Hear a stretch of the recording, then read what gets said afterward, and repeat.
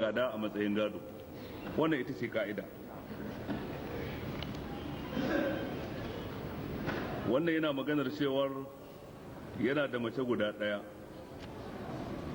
to kuma sai yana da sana'a da yake amma karamar sana'a ce, don haka sai ya zo yanzu kuma ya samu wata mace tana son shi kuma baya da abin da zai biya sadaki, kuma dai ana bukatar kamar naira 6,000 a wajensa. Saboda haka ko akwai wani taimako da za a iya mashi. Da ba zan karanta takarda ba, ce zan karanta dan in yi masa wa'azi ne kawai, ba dan zan taimaka masa ba, ba ma dan zan goyi bayan a taimaka masa ba. Ni dai ba zan taimaka ba, kuma ba ma zan goyi bayan a taimaka masa ba, dai idan ne haka ban taimaka mishi ba. Ku tuna fa yana da mace ta biyu ya gani yake sha'awa, kuma jarinsa ya yi bayanin jarinsa naira 6,000 ne, yana sayar da goro.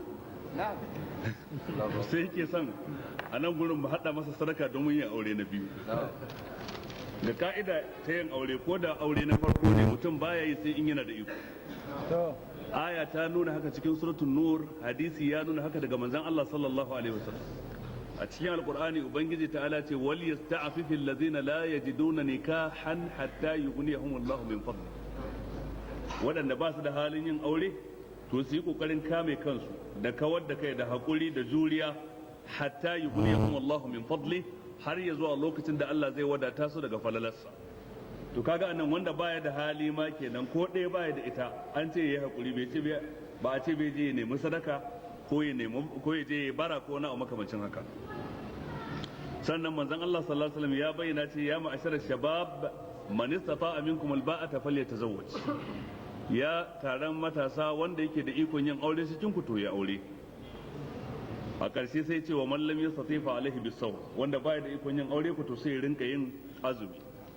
To kaga a can gurin manzon Allah bai ce ba in baka da ikon yin aure ka je kai bara ko ka je ka roki mutane a masallaci don su taimaka maka ya aure.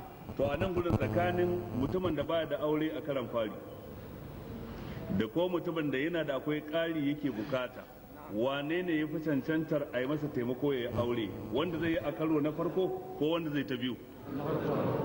To wanda zai ta farko din ma manzon Allah bai ce jama'a ku je ku taimaka masa ya aure ba, kuma ba a ce shi je ya bara ba. Kawai dan wani zai yi ta biyu kuma sai ya zo ya rubuto takarda zungure ya kamar takarda haraji ya ce ya taimaka masa. Ina ga idan an taimaka masa wannan ba taimaka masa akai ba. Shawara ya kamata a bashi cewa ya yi hakuri, akwai waɗanda yanzu ba su da auren ba kuma suna son yi ko babu. Ba sai ka ce akwai ba dan karka fallasa kanka, amma dai akwai su da yawa waɗanda suna son su yi aure ba su da halin yi, ko ba haka ba. To amma suka yi hakuri kuma suka bi shawarar manzon Allah sallallahu alaihi wasallam cewa idan sha'awa ta dame su su rinka yin azumi. Da haka wannan shine ya dace.